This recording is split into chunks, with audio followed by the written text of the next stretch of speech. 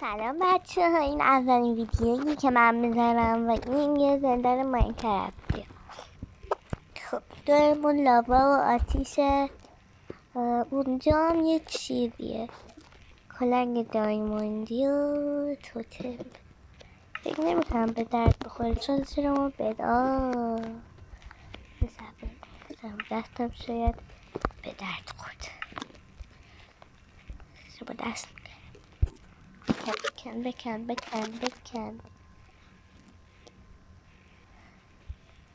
بکن دیگه.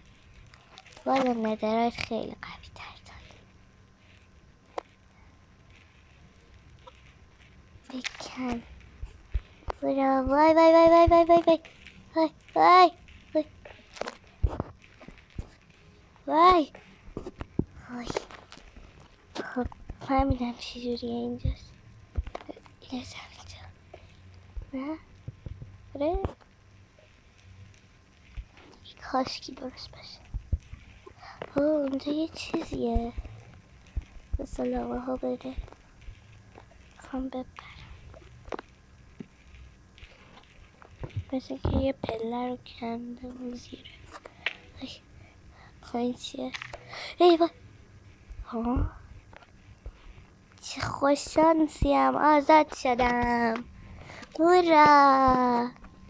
فقط باک خوردش.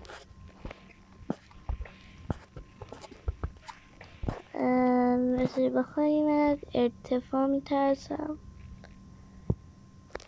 داخل آتیش هم ده. آی هورا، فقط آب نیاز دارم.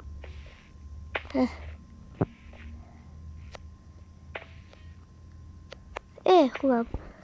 خب الان که آزاد شدم حالا چی کار میتونم بکنم؟ مثل اینکه بعد دنبال روستا باشم. شنو بلد نیستم.